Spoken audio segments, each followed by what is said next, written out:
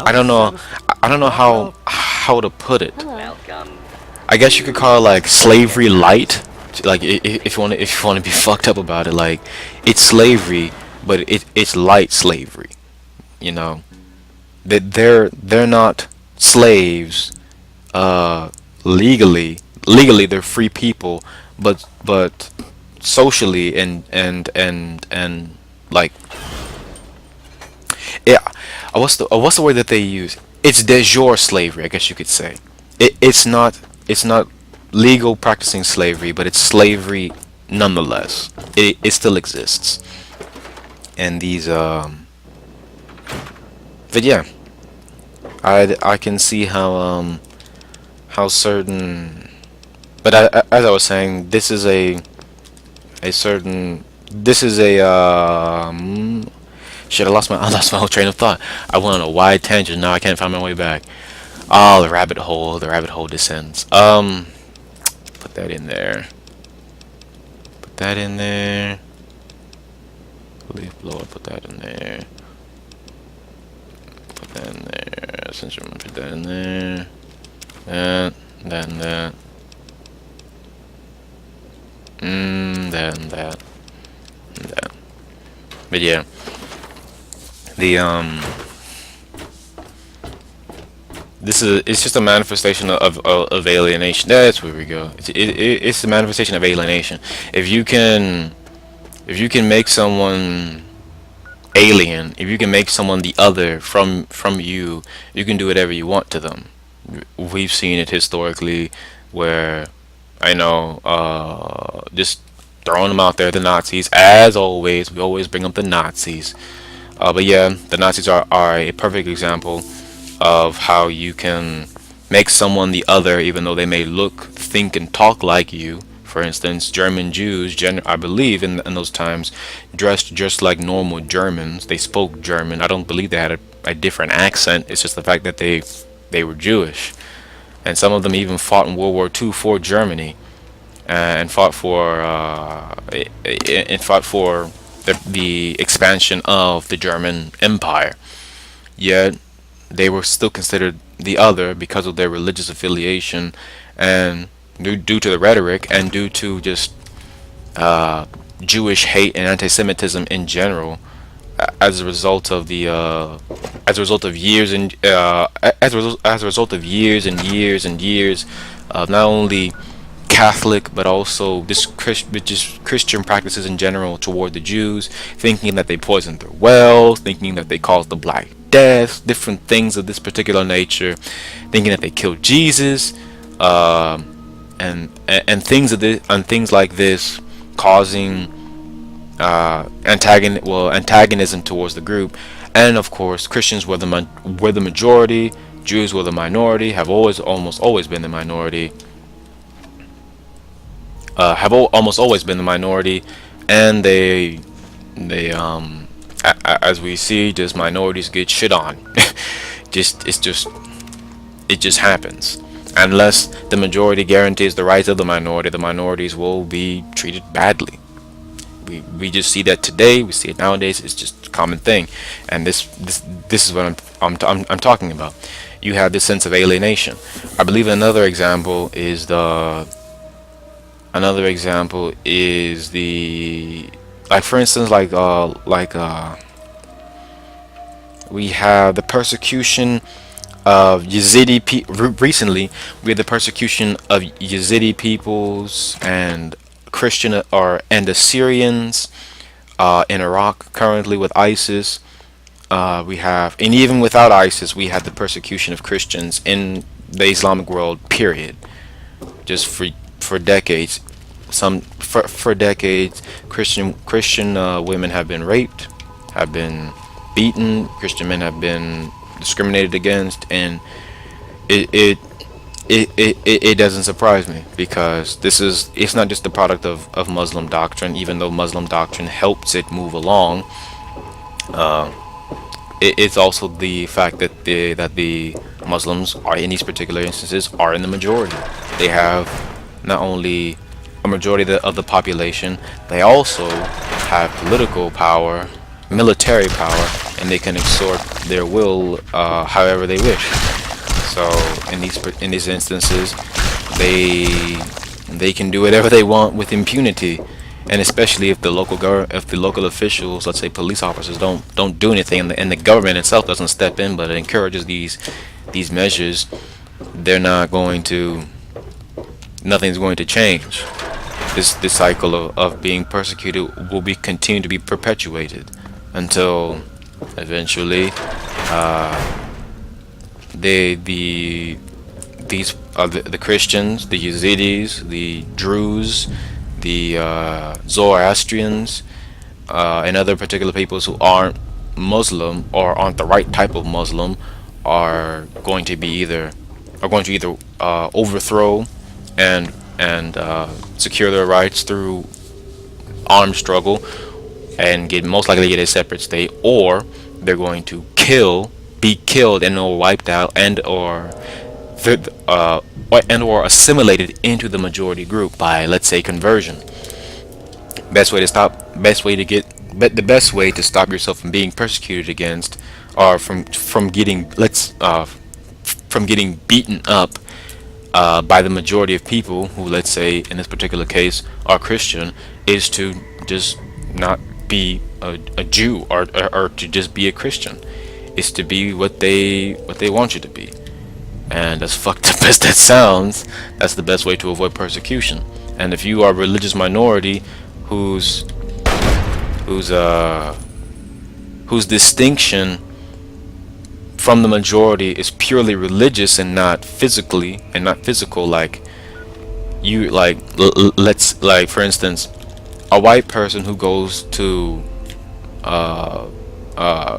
Europe doesn't have to worry about, and let's say he's a Jew, they don't have to worry about, getting called out like, hey, that's a Jew right there.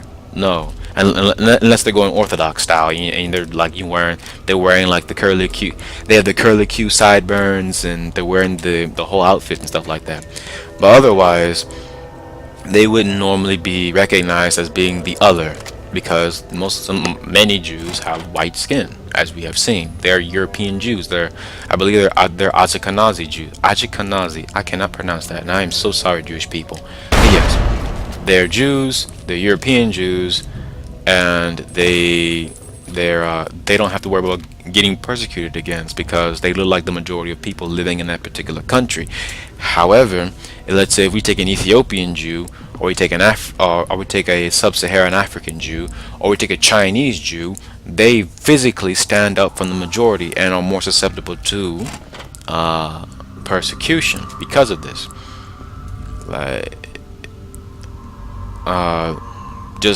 That's just one particular. This guy's not going. That's just one particular. Oh shit. That's just one particular way. That's just one way that that's just one way that these oh shit, he has a fucking shotgun. I really hope he gets. Fuck. He's not gonna die. Alright, cool. He said just blew off. That's even better. But yeah, this is just that's just one particular way that this alienation can be compounded upon. Physical differences that are immediately apparent. They're not, they're not left into question. It is without a doubt you can recognize that this person is or not is a part of your group or is not a part of your group based solely upon their appearance. If that distinction is easily made, it is easier for that person to be persecuted as a result. It is far easier for that person to be alienated from society as a whole due to their appearance. And this person's not gonna die. Shit. But yeah, perfect example of it. And it's very sad too, because it's not like this is a recent phenomenon. As I said, human beings have been doing this for thousands of years. They've always considered there's always been a difference between the tribe and those not within the tribe. But I guess it makes sense because human beings, in general, are what's it called? They Ever since our history, we've lived in tribes. It's just a part of our, I guess you could say, a part of our psyche. You know, ever since we were on the plains of Africa, we've lived in small groups, and we've lived in small groups. We've interacted with a small group of people. We we know this because I believe, if I remember correctly, there's only a certain. I think there's only like 125 people that you can actually associate, that you can physically remember uh, as a part of your memory before before you start forgetting people, or something like that. I'm forgetting what it's actually called. It's a number of people you can physically know without. If I knew what story it was, I could explain it. I could explain it better. But essentially, it's the number of people a single human being can physically remember as being a part of, like knowing intimately, like they're a close friend. I believe it's 126, if I remember correctly. But essentially, some scientists have said that is the it's a remnant of our history as being tribes, or as being a part of hunter-gatherer tribes, where there were smaller groups of people who are more close knit with one another, and who interacted with one another. And so we had to, I guess, this particular method of memory had to develop over time, or it developed over time to enable us to remember those within our close knit group, as opposed to remembering a whole gathering of people, let's say 2,000, just being a rough number out there, because because it is more difficult to remember 2,000 people in a larger group. It's far easier for a human being to remember a smaller group, 126, if I remember correctly, as I said, and for them to associate with. But yeah,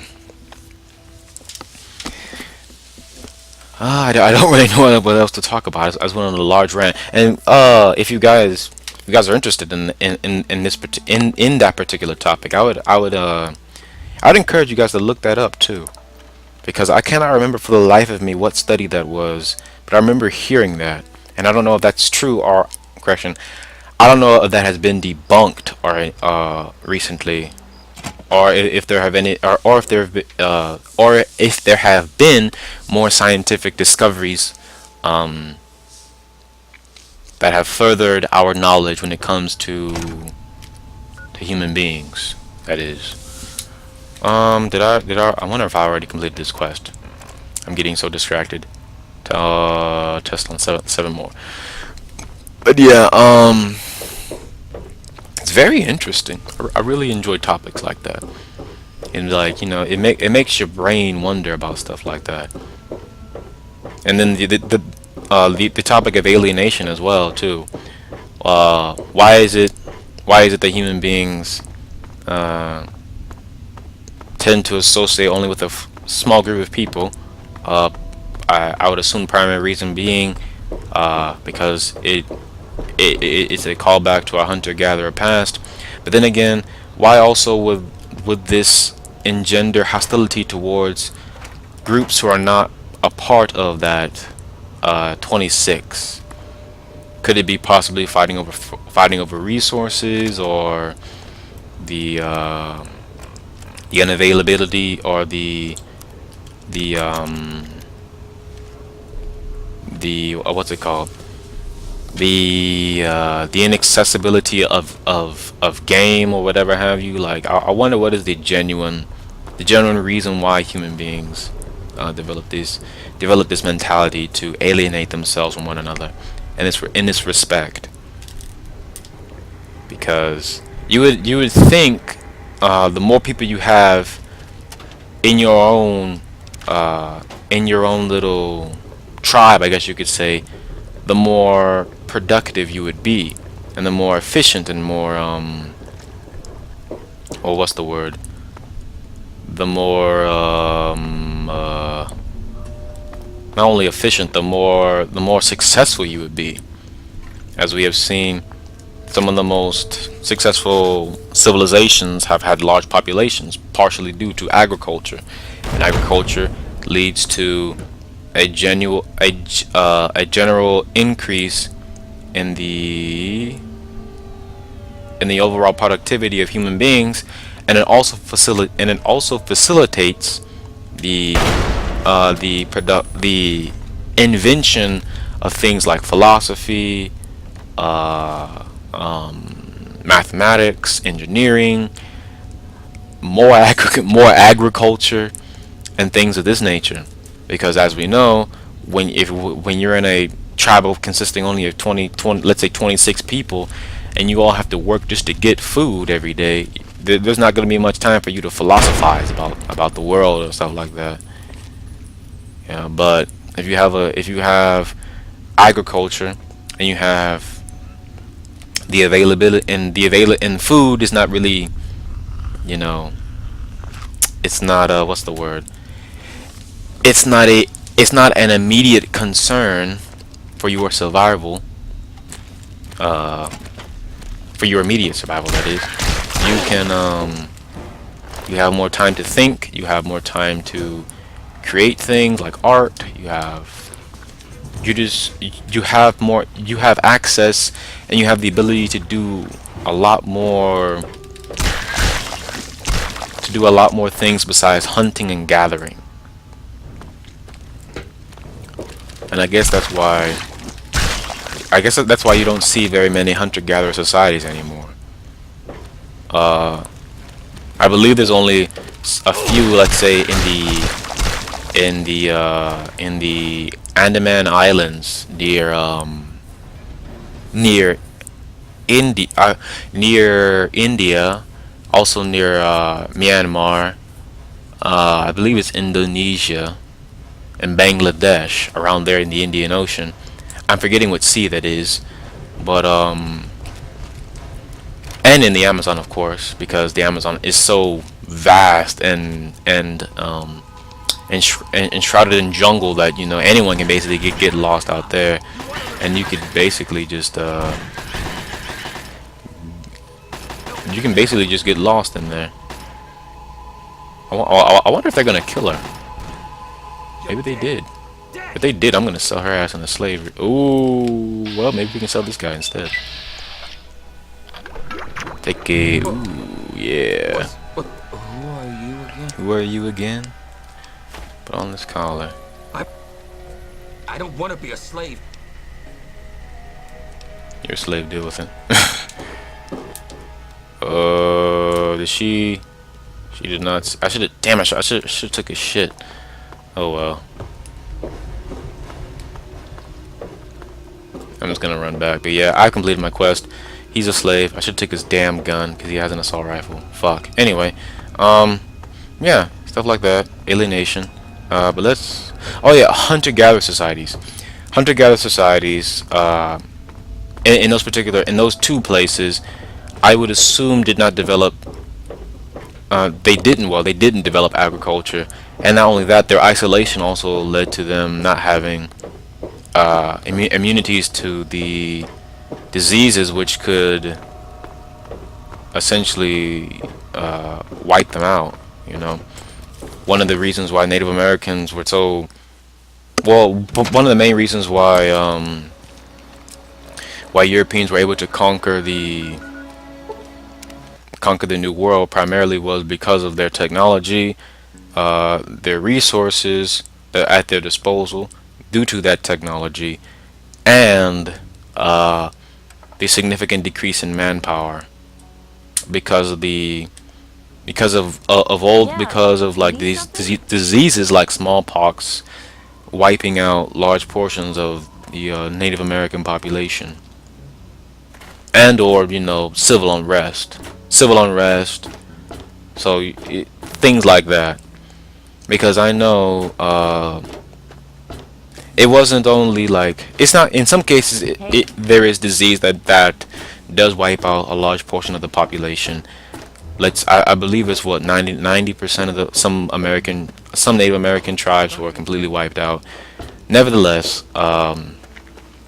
there's also the fact of political disunity.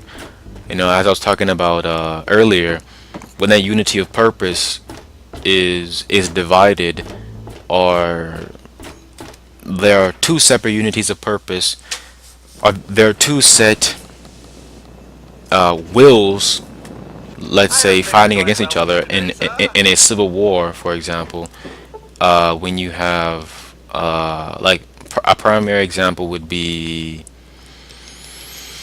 the Incan Empire, which I believe had just come out of a civil war when Pizarro came and conquered it, and when Atahualpa, I believe he died.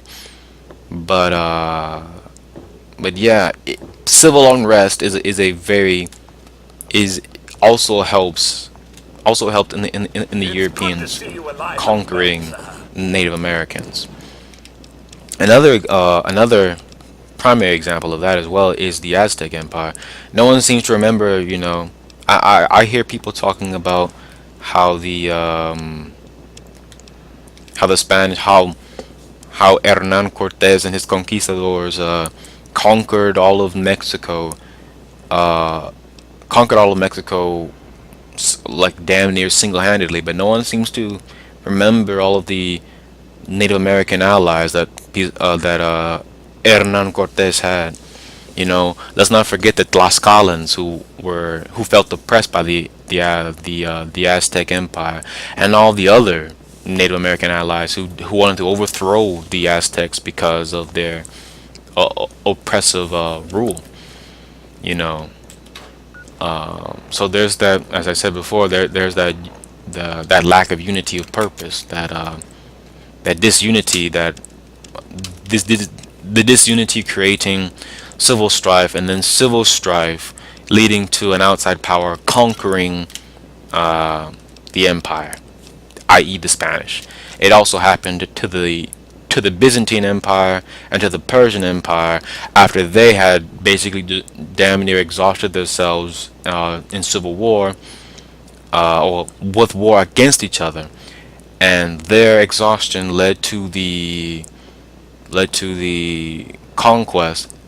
Muslim conquests uh, during the Middle Ages, which led to the spread of Islam. Were it not for the were it not for these conquests and the capability of the Muslim generals, because we have to admit, these they conquered it. They were good generals.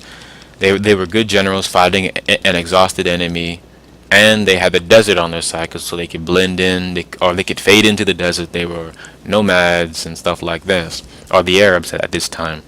So they conquered a vast amount of territory, and as we have seen, and I'm forgetting, I want to say it's an Arab historian who catalogs the histories of various civilizations, and how civilizations have like a cyclical history, in that you have civilization sprouting up near a river valley, or let's say it could be the Indus River Valley in India, or it could be like near the Ganges, or it could be the Nile, or it could be the Tigris or Euphrates rivers, or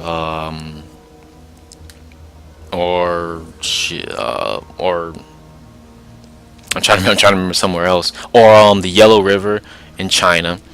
And you have these civilizations prop up in these particular places. They build, they become sophisticated, and then what happens to them? They get conquered by a nomadic people, a nomadic warrior people, and then over time the nomadic warrior people assimilate into this dominant, into the city culture.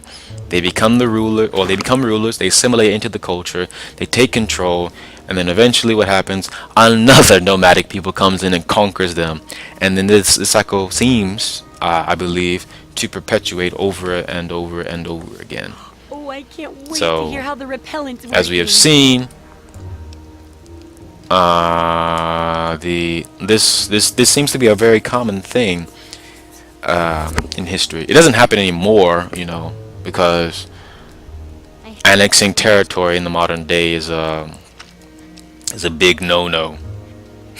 Even though people do it, Russia being the primary example, annexing Crimea. But then again, they did have bases there and la di da and stuff like that. But that's neither here nor there. I'm not here to talk about Russia, or at least not today. That's their own little shebang. I'll leave that alone because I don't want to get hacked. So Russia, if you're listening out there, I'm cool with you guys. You guys can have Crimea. I'm not gonna fight you guys over it. Just don't hack my shit. I don't have anything. uh, but yeah, the cycle seem to perpetuate Good over hunting. time. The cycle Moira. Let's try and see if we can get another rocket launcher. I didn't bring any. So what do I need? I need to clean. I need a vacuum cleaner. I need a leaf blower. I need a fire nozzle, and I need a conductor. I thought I had all that with me, but I guess I don't. But yeah, just a common. I don't recognize you. I hope by something to do you mean a job. I'm looking for someone to make a delivery. Interested? Sure, why not? Great. I'd like you to deliver this message to my family in the Arafu settlement. I haven't heard. As soon as you get there, talk to. Oh yeah, I remember They'll be this glad to quest. take you for the trip. This should be interesting. Sure. Be glad to since you're doing me a big favor. Arafu is northwest of Megaton, on an Over old the old pass over over the Potomac. Potomac. If you follow what's left of the Potomac. river, you can't Potomac. miss it. Potomac. I wonder how you. I can't remember how the hell to say that. I don't normally say. I don't normally see that word a lot, but yeah. Chinese letters. No, is it Chinese? That may be Japanese. I can never really tell the difference because in reality some Japanese characters are Chinese in origin. I believe they're called kanji, and then Chinese yeah, Chinese characters. So I don't really know. I can never tell. I know it's not Korean because Korean doesn't look like that. Korean is more it's more angular, I guess you could say. Or at least yeah, I believe that's not that shouldn't be Korean. That should be Japanese or Chinese. Because it can't be Vietnamese because Vietnamese uses the Latin script. Can't be Thai because Thai uses the Thai script. Could it be Cambodian? No, it can't be. I don't think I think Cambodian uses. Shit, I don't even know. What did they even speak in Cambodia? Khmer? Khmer? I don't know. I can't remember. It's been so long. I haven't studied Cambodian in a long, or I haven't looked up anything from Cambodia in a long time. But I know. What else is there? Laos. I don't know what the Laos alphabet. I don't know what the Laos alphabet uses. It may use Latin too. Cambodia may also use Latin because I know they were both. I know Cambodia, Laos, and Vietnam were all part of Indochina under the French. So the French may have influenced them by giving them the Latin script, but I don't know for sure. But yeah, it's very interesting how scripts are written, or how scripts come into being, that is. It's very, because apparently all alphabets that we have now, well, not all of them, all of the ones in the Western world, I guess you could say, like the Latin alphabet and the Greek alphabet, those two I know for sure descend from the Phoenician alphabet, which is supposedly the oldest alphabet that we have record of. being an alphabet in that each syllable has one word, or each syllable has one sound, as opposed to a syllabary like I believe cuneiform is a syllabary, and cuneiform is written, and cuneiform is the oldest script we have record of. Period. It's old. It's real old, like crazy old. I don't know exactly, but it's in the BCs, like in the times when agriculture was first being invented or had first been invented. That's how old that shit is. So that's, I guess that puts it into perspective how old cuneiform is. And as I said, it's not an alphabet.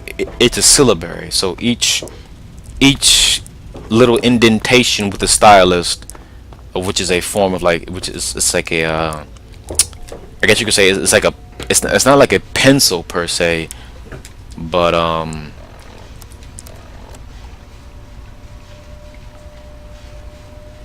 it's not a pencil per se.